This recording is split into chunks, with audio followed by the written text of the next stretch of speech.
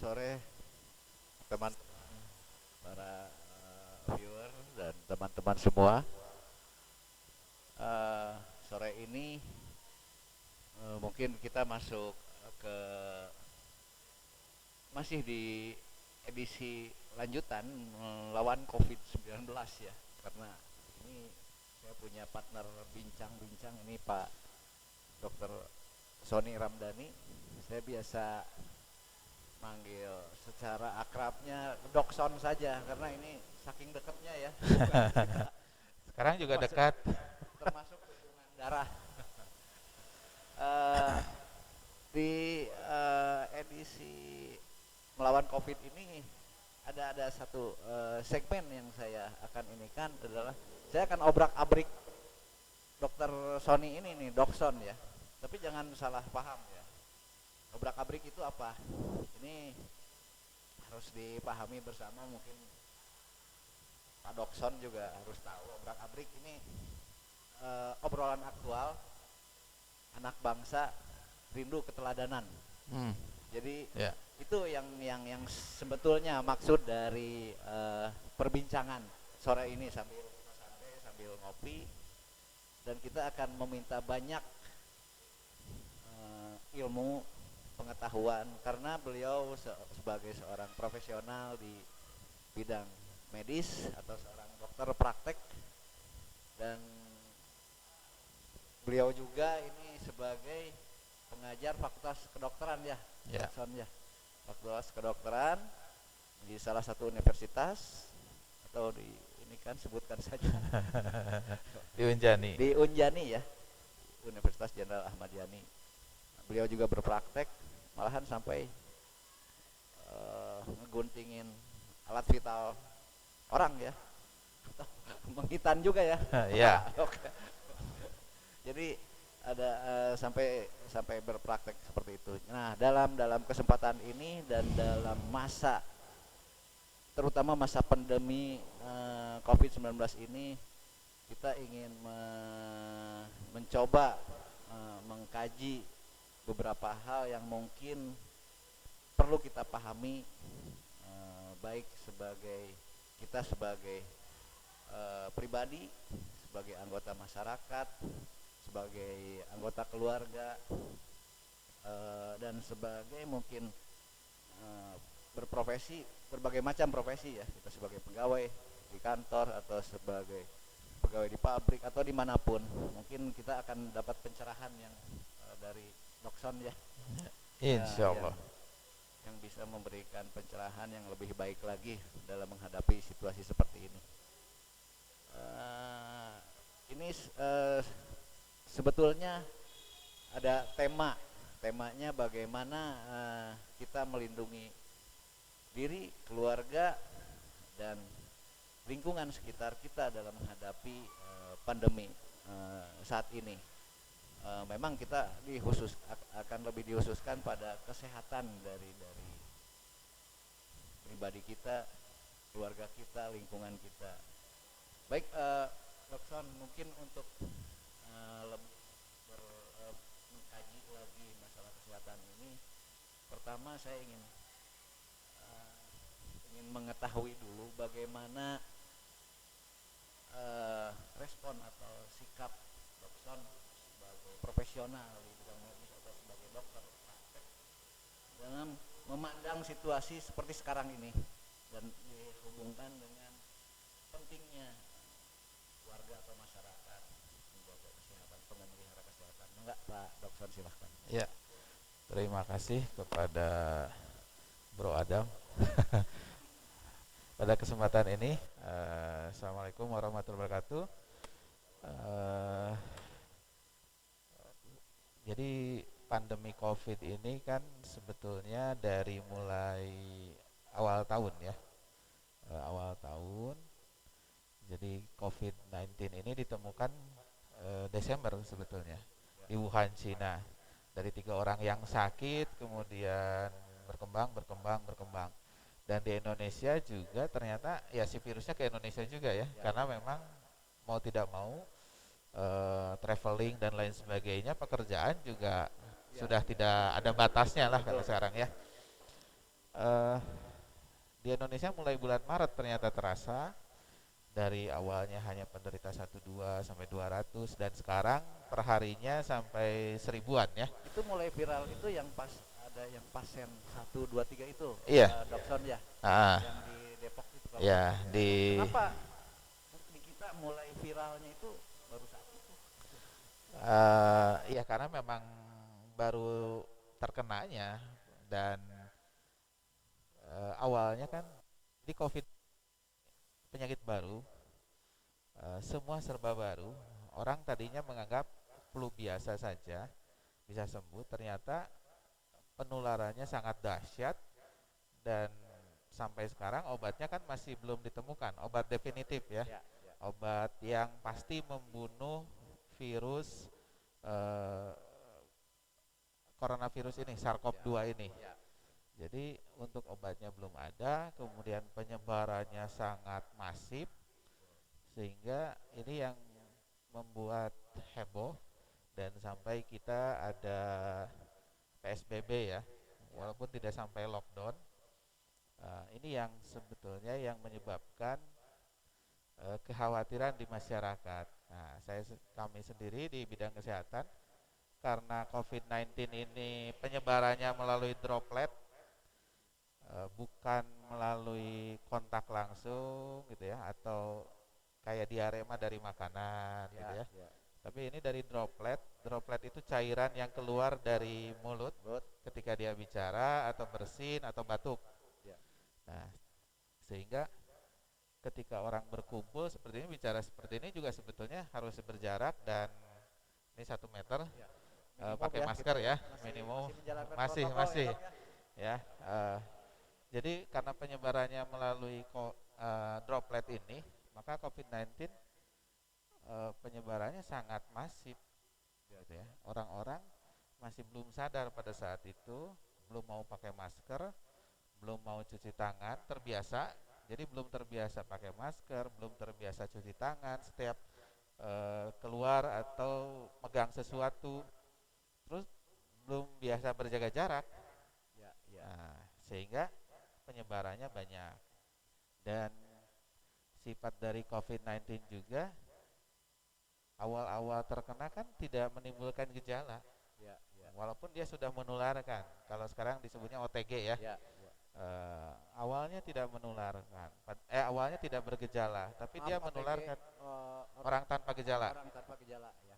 Dia sudah terpapar, virusnya ada di dalam tubuh, tapi dia tidak ada gejala-gejala COVID, gitu ya, kayak demam, batuk, Ya, kemudian sesak napas dan sebagainya, sehingga dia keluar rumah, bergaul, kerja dan lain sebagainya. betul. Nah, ini yang menyebabkan eh, penularan lebih cepat. Nah, eh, Tapi apa ya? maaf dok, saya sedikit motong dulu ya Dokson ya. Pada saat itu di awal-awal sebetulnya para dokter, para profesional medis, tenaga medis kesehatan itu seolah-olah sepertinya belum belum berperan banyak ya.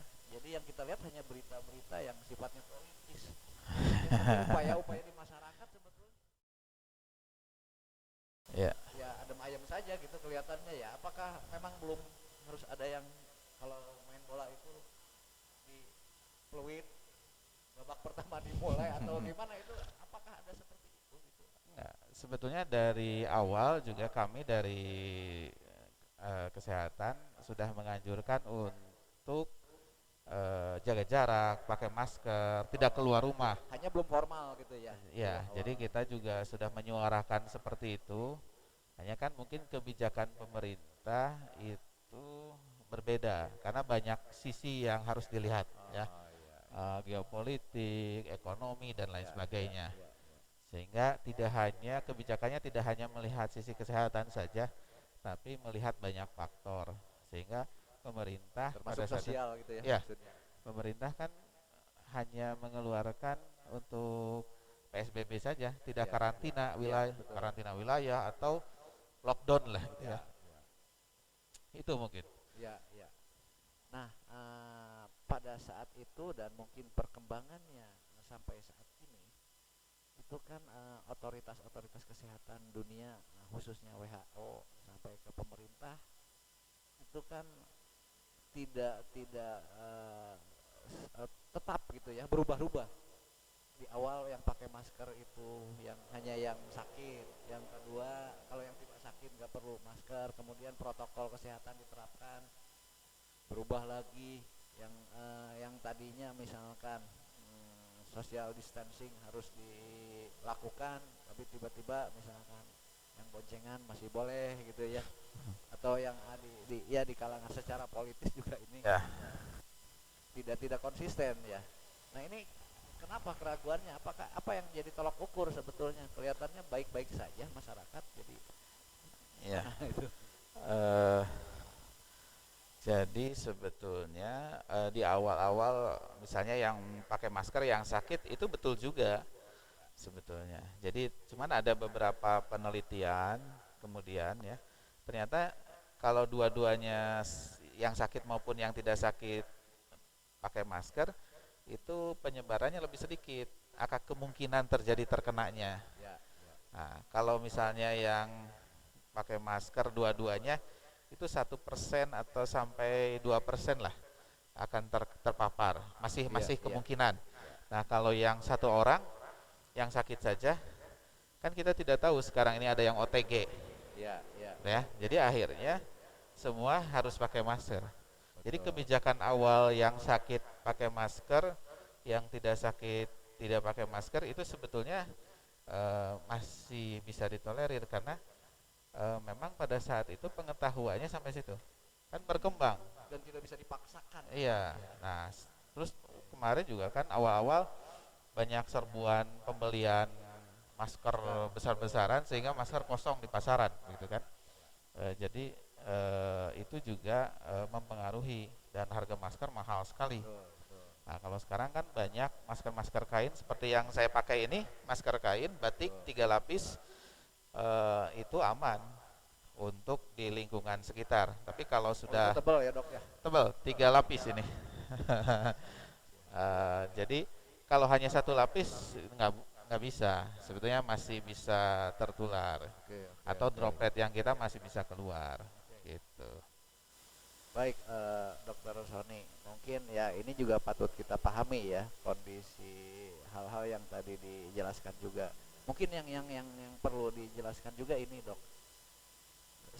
sejauh mana atau seefektif apa sebetulnya protokol-protokol yang diterapkan baik oleh WHO atau pemerintah kita sendiri, termasuk yang sekarang diterapkan di lembaga instansi pemerintah, kemudian swasta juga, termasuk ya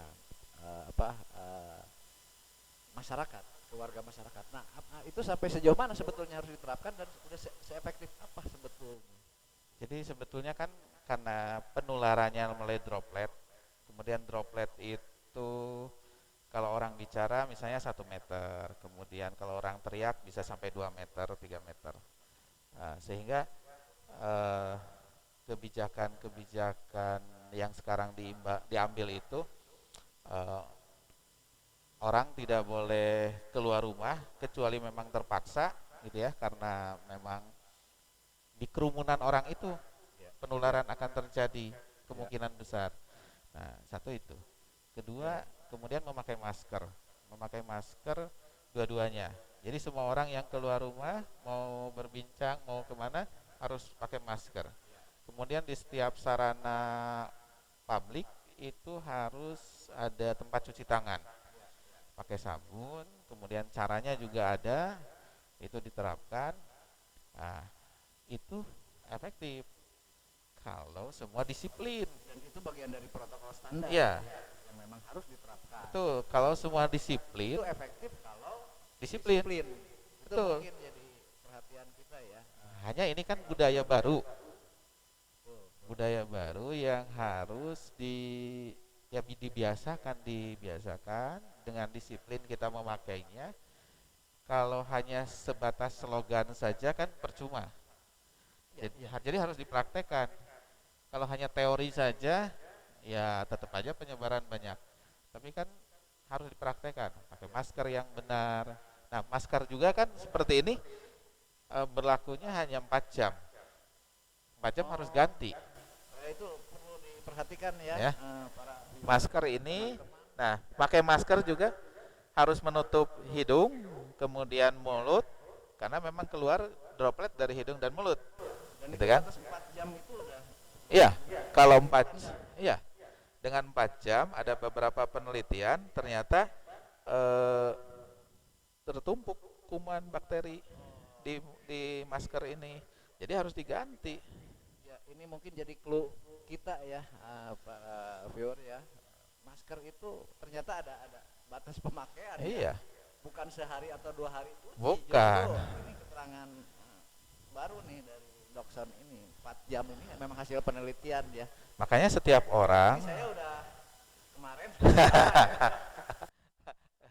nah, makanya setiap orang ketika berpergian, dia di tas itu harus ada alat ibadah, alat makan sendiri, alat minum sendiri, kemudian masker, bawa cadangan masker. Apalagi dia berpergian lama gitu ya, lebih dari 4 jam, kan harus diganti. Itu.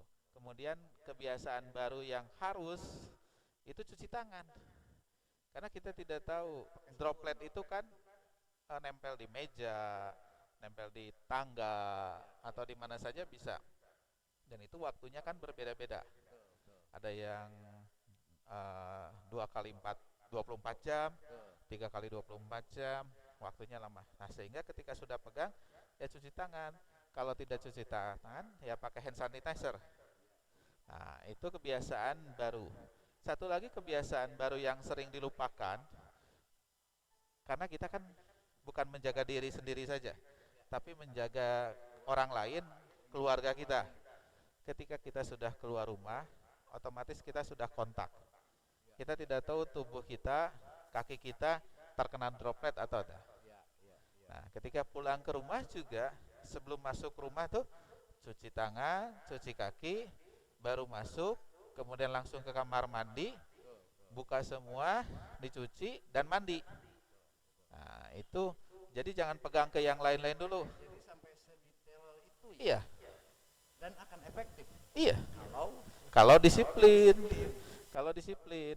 Nah, kalau sekarang kan kita lihat yang kan olahraga juga untuk meningkatkan daya tahan tubuh ya. Tapi kalau olahraganya berkerumun tanpa masker, kemudian nggak cuci tangan, ya jadi penularan baru. Gitu. Jadi olahraga yang sekarang dianjurkan sendiri saja, goes sendiri, lari sendiri, itu di tempat yang sepi.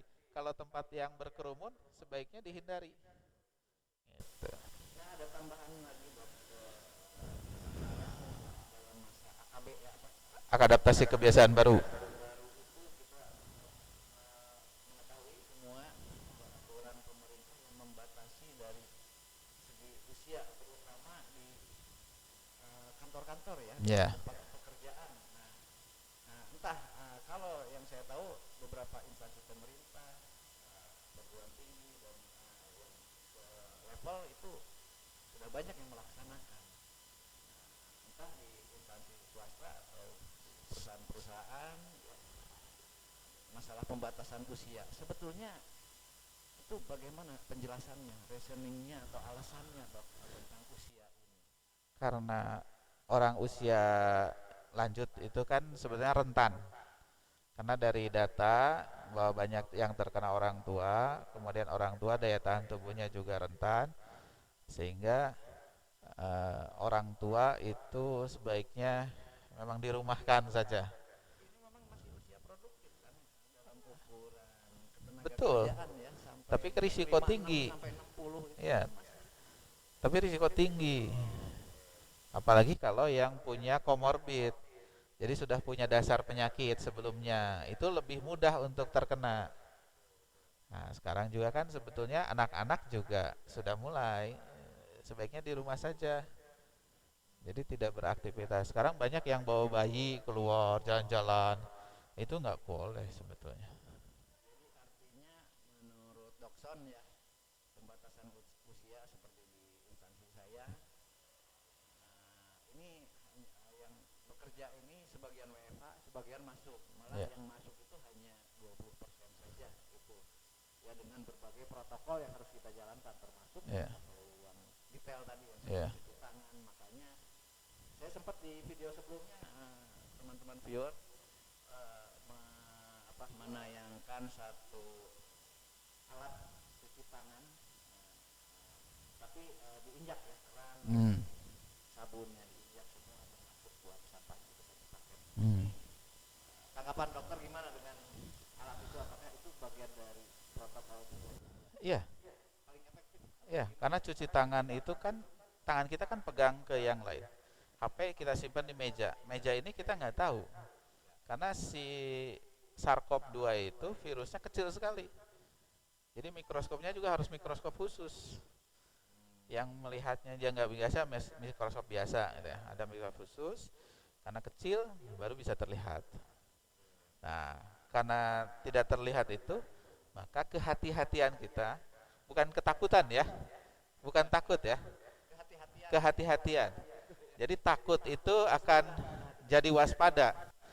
Kalau ketakutan menjadi apa ya? Bukan waspada. Kalau ketakutan mah jadi cemas. Cemas. Ya. Cemas akhirnya apa tindakan yang dilakukan jadi over, Oke. gitu ya. Panik ya. Iya, panik.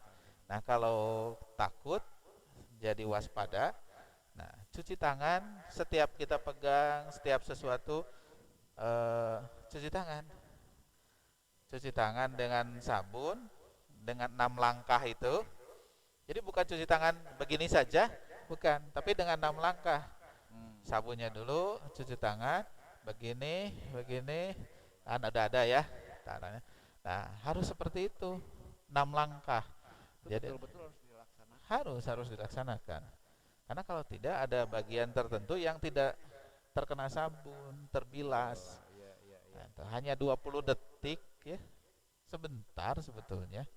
Hanya kebiasaan baru ini, budaya baru yang harus dibiasakan. Namanya juga budaya baru. Budaya versus budaya kan memang berperang nih, lama. Budaya baru harus dikembangkan, diterapkan. Terus paradigma di masyarakat juga. Kadang kan ada yang terkena orang lain, kita mah kena. Nah, empati terhadap yang kena Kita juga harus berempati. dikembangkan. Iya, Ya, betul, betul. empati Termasuk terhadap dokter orang tua. sebagai garda terdepan lah ya. Sebetulnya kalau saya lebih setuju garda terdepan tuh masyarakat. Sebetulnya ya. Ya, karena di rumah sakit itu benteng terakhir. Oke, catat teman-teman viewer ya. Garda terdepan itu Kita. masyarakat ya. Kalau masyarakatnya tidak menjaga, kan jadi sakit. Rumah sakit jadi penuh Dampak ya. dampaknya. Mau di mana coba dirawatnya?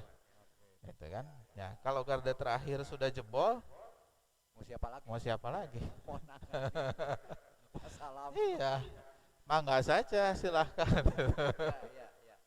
Ya, ini kita dapat gambaran lagi ya. Jadi sampai sejauh mana protokol-protokol yang diterapkan atau satu model prosedur yang harus dilaksanakan baik oleh secara formal maupun informal dari instansi pemerintah swasta atau sampai warga masyarakat dan sampai kita sebagai anggota keluarga Iya. rumah juga memang detail sekali ya. Betul. Ya. Dan itu akan efektif jika Dilaksanakan. dilaksanakan. Kalau tidak dilaksanakan ya hanya sebagai ya selebaran saja lah, tulisan-tulisan yang tidak bermakna. Betul dok. Jadi ini mungkin ini juga baru upaya minimum sebetulnya ya dok ya Iya. mengikuti protokol standar. Iya. Mungkin dokter punya kajian untuk perilaku sehatnya itu bagaimana dok? Nah, kita juga Tidak mungkin hanya itu saja. ya tentu daya tahan tubuh kita juga harus bagus. Oke dok. Akhirnya konsumsi makanan juga harus makanan yang baik. Ya. Yang baik di sini tentu yang baik menurut kesehatan, Ya. yang sesuai dengan kebutuhan tubuh. Kalau sesuai kebutuhan tubuh berarti harus sesuai dengan zat gizi yang dibutuhkan oleh tubuh. Betul, betul. Nah, jadi seperti ada karbohidrat, ada protein, ada lemaknya juga, kemudian ada sayur-sayuran, ada mineralnya, gitu. Jadi itu lebih lebih lebih komplit. Terus satu lagi mungkin dengan olahraga. Tetap perlu itu. Tetap Jangan ditinggalkan. jangan ditinggalkan. Nah, kalau misalnya kaitannya dengan olahraga nih, banyak fasilitas-fasilitas olahraga ya baik di Bandung maupun di milik pemerintah, swasta atau pribadi banyak yang masih Tutup. ditutup. Nah ini ini sebetulnya gimana? Memang di satu pihak ini kita menjaga, tapi di lain pihak ternyata memang olahraga adalah satu kebutuhan.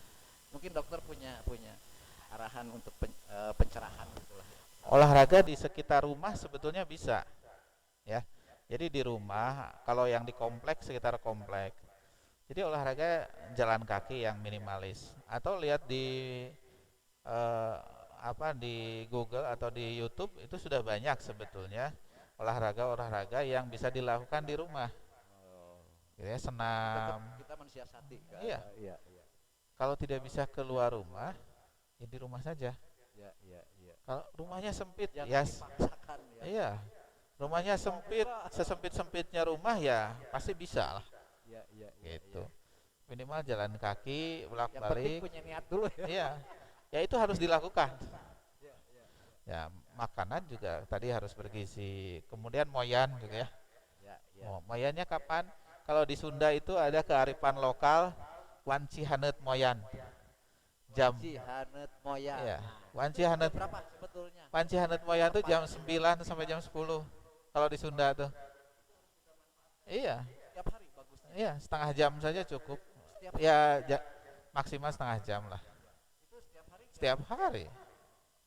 Kecuali kalau mendung ya, hujan ya jangan moyan. bukan seperti puasa Senin Kamis. Bukan. Setiap hari ya. Tiap hari. Kan lamun hujan entong. Dok, ini dok.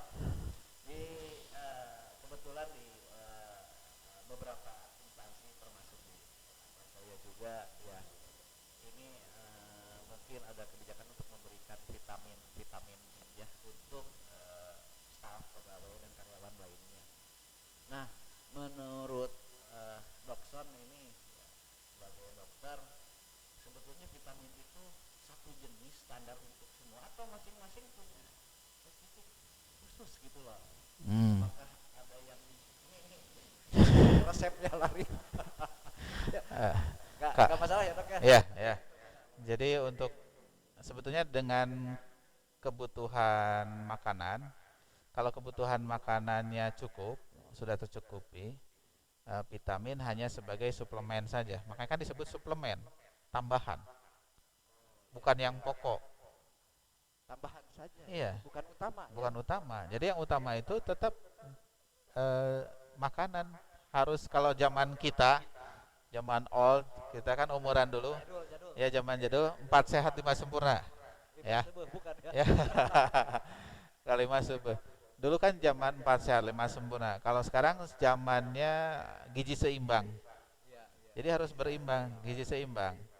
Kalau kita dulu 4 sehat 5 sempurna, zaman dulu Pak Soeharto. Jadi ya, suplemen ya itu sifatnya Ya, ya. kan suplemen tambahan, Jadi bukan yang utama. Jadi teman-teman viewer atau teman-teman pemerhati kesehatan mungkin perlu ditekankan juga ya ke kita sebagai awam ya. Yang utama itu makan. Ya. Tetap ya makanan bergizi, makanan sehat dan vitamin itu bukan hal pokok Ya. tapi suplemen. Tapi Suplemen. itu akan lebih baik lagi ya kalau Membantu. sangat membantu. Ya, membantu. Daya tahan. Ya. Vitamin C atau probiotik, yogurt ya. Ya, Itu rutin, madu Ya, gitu ya, ya. ya. Rutin saja. Oke, Dok. Ini banyak hal yang sebetulnya ingin ditanyakan ke Dok Son. Sebetulnya saya bisa ketemu, tapi dah hese kan. Kemarin juga di Zoom kita ya. Iya. ini satu hal ya, pengkondisian situasi atau kebiasaan baru salah satunya yaitu Lebaran Zoom.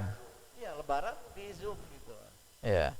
Ini juga karena dibuka, kebetulan ini sore jamnya ngopi Ya, ya. di Kopi Bray ini. Saya biasa nangking di Kopi Bray. Ini di Coffee Bra ini terima kasih buat owner Kopi Bray. owner Kopi Bray ya, yang sudah menyediakan tempat nih, saya bisa ngobrak-abrik ngobrak-abrik Dokter Sony ini.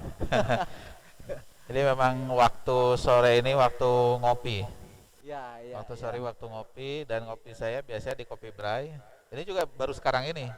Kan kemarin-kemarin mah enggak. Masih belum. Karena sekarang sudah buka, kan kemarin-kemarin tutup, hanya terima take away aja. Betul. Kebetulan Bandung ini masuk daerah udah masuk hijau atau biru ya? Biru, ada sebagian yang biru, ada ya. Sebagian, tapi ada juga yang masih Ada yang kuning masih. ada yang kuning ya. Artinya belum bisa sebebas ini Belum. di daerah. Ini juga akan tutup sampai jam 9 ya. Ya, Dan ya. tidak boleh penuh. Oke. Satu lagi Dok, mungkin ini hanya apakah apa hanya perkiraan atau bagaimana? Saya ingin menanyakan. Kalau yang kira-kira disebut sudah mulai berhasil itu bagaimana? Hmm. Ya. Ya. Indikatornya apa sebetulnya? Kita mulai ini mulai berhasil kan, kadang-kadang pemerintah hanya lihat di data gitulah ya. Nah sebetulnya kalau di masyarakat terlihatnya bagaimana? Sebetulnya kan tetap saja harus melihat data gitu ya. Ketika angka kesakitan atau angka reproduksi dari COVID ini sudah turun di bawah 1, gitu ya, di bawah 1 selama 6 minggu, gitu ya, di bawah 1, bagusnya sih mendekati 0 gitu ya. Tapi kalau 0 nggak mungkin. Jadi tidak ada penularan maksudnya. Ya, ada penularan tapi sedikit. Sedikit. Kemudian tracking dari pemerintah juga harus keren.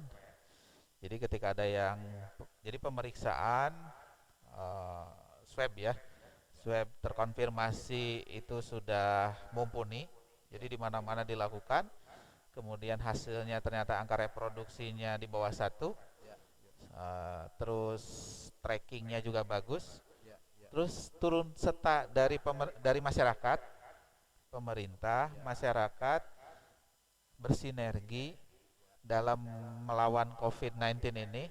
Jadi masyarakat bersinergi itu tadi pakai masker, jaga jarak, cuci tangan, terus kalau keluar rumah kalau perlu aja, kalau nggak perlu mah di rumah aja. Ya memang kuncinya disiplin ya. Itu. Ya seperti ibaratnya ada aturan jangan membuang sampah, itu aturannya udah jelas. Ya jelas. Penyebab sampah itu akan banjir. Iya. Tetap we aya gini kan. Tetap. Nah itu. Jadi kebiasaan, Kebiasaan. budaya. Ya, ya. Nah itu yang harus dilawan, harus ditumbuhkan. Itu memang perlu kerjasama yang kuat dari setiap elemen masyarakat. Ya bukan hanya pemerintah saja. Selama ini kan kita menuntut pemerintah, tapi kita sendiri tidak melakukan. Coba kalau misalnya di pasar atau kita jaga jarak, pakai masker, pedagang-pedagang pakai masker, kan enak lihatnya. Tapi kelihatannya bertahap ya. Iya. Karena budaya membuang sampah pun belum gitu loh ya, masih Iya. ada lah banyak itu ke model-model protokol di AKB ini ya. Iya. Ini ada strategi mungkin dokter sedikit saja untuk membiasakan budaya apakah di keluarga, di lingkungan atau tempat-tempat bekerja, tips atau strateginya gimana nih yang simple. Setiap orang harus mengingatkan sesamanya, gitu kan. Hal yang kecil, Contohnya temannya pakai masker dong. Dan yang ya, yang diingatkan juga jangan marah, tapi dengan baik juga kita mengingatkan, jangan pakai masker, wah sampai gitu ya. Sok tuh pakai masker, nah, jangan. Jadi dijelaskan kenapa harus pakai masker, kemudian cuci tangan dong. Jadi di setiap area publik itu harus disediakan cuci tangan. Jadi memang harus tersedia. Kalau kita menganjurkan kemudian tidak tersedia, gitu ya. Oh iya, terima kasih. Ini perlu diketahui juga Pak Doksan atau Dokter Sony ini sebagai tim gugus tugas COVID-19 ya di salah satu organisasi kemasyarakatan Di Persis. di Persis Kota Bandung ya. Persis Pusat. Persis Pusat. Oh Ya, ya, Persis Pusat, maaf, Persis Pusat ya, Dok ya. Jadi memang sekarang dalam rangka juga ya. iya, Ini perlu perlu terus dikampanyekan atau betul, terus cerahkan ya tentang betul. ini. Dan dampak COVID itu kan bukan kesehatan saja, nanti ke ekonomi dan lain sebagainya, pasti pengaruh. Dan kami di Satgas COVID Persis itu bukan hanya edukasi Ya, ya, tentang cuci tangan, pakai masker, kemudian social distancing, physical ya, distancing, tapi juga ketahanan pangan. Jadi di setiap jamaah di cabang, kita di Persis itu kan ada pusat, wilayah, daerah, ya, ya, cabang, jamaah. betul, betul. Nah, jamaah itu tingkat desa lah ya. Nah, di jamaah-jamaah itu sudah ada lumbung pangan Ya. kita siapkan. Mana yang membutuhkan silahkan ambil. Kalau yang berlebihan silahkan simpan. Sebentar, ini protokol yang mana ya, Dok ya? Ini untuk ketahanan pangan, Nah, itu tapi bagian dari bagian dari COVID. Karena banyak yang nggak kerja, ekonomi mungkin ya, ya. banyak yang nggak kerja, kan gizi Betul, betul. harus terpenuhi. Kalau dia tidak makan, tidak minum, gimana? Ini dokter juga mikirin ekonomi. Dok. Enggak, Dok. Silakan lagi Ya, yang lainnya. dan kita juga jadi dari jamaah misalnya ada yang usahanya ini saling bertukar Oke. itu. Jadi Saling menguatkan. saling menguatkan. Jadi saya beli ke si A ke sini. Jadi di lingkungan situ dihidupkan ekonominya. Ada yang usaha baru, Dan itu lebih aman ya iya, secara ini ya. lebih terasa lagi itu kan kekeluargaan, empatinya gitu. Mengingat sekarang di pasar-pasar, terutama pasar tradisional, masih campur baur orang manapun ya. Jadi Ya, hal-hal upaya seperti itu ya di antara apa ya, di antara komunitasnya ya betul. bisa saling mengisi, Iya, saling menguatkan gitu ya, Dok. ya, Itu mungkin salah satu kuncinya ya. betul. Oke, oke, baik, Dokter ya, ini banyak sekali ternyata pencerahan ini ya. Saya juga belum tahu keseluruhan ya. Jadi sekarang banyak hal yang bisa kita peroleh.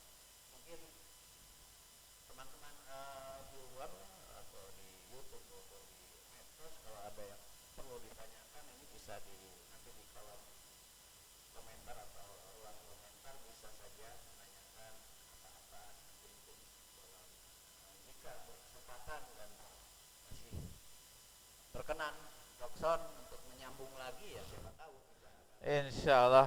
video selanjutnya lagi Ya, sejauh mana perkembangan dari sejak saat ini kita kaji ya ya. setelah Dokson saya obrak-abrik nih. Oke. Terima kasih Dokson dan para viewer Bro and channel di YouTube. Mudah-mudahan bincang-bincang sore sambil ngopi ini banyak manfaat dan memberikan kemaslahatan bagi kita semua Amin. dalam menjalankan kegiatan dan kehidupan sehari-hari, baik untuk saat sekarang masa pandemi maupun masa yang akan datang dan seterusnya gitu loh. Pasca ya. Hidup Ya. itu harus terus berlanjut. Mungkin untuk perbincangan sore ini kita akhiri dengan ucapan Alhamdulillah. Alhamdulillah. Dan kita akan berjumpa lagi pada video selanjutnya. Terima kasih, selamat sore. Namun sebelum kita tutup sedikit Dokter, karena ini kita udah minimal lah, ada apalah ya tanda kita udah pernah ini ada sedikit souvenir. Oh,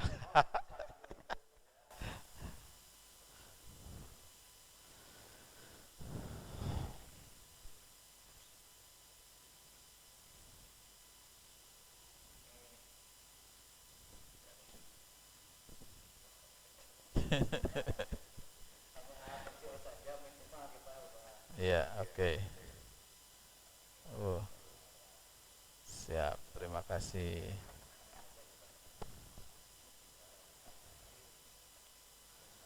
sebetulnya ada penghargaan Serba dadakan ini. Oke. Teu nanaon. Hatur nuhun jazakallah khairan kasiron. Ya, terima kasih semuanya, Pak Dokson, para viewer semua. Selamat sore. Assalamualaikum warahmatullahi wabarakatuh. Waalaikumsalam warahmatullahi wabarakatuh.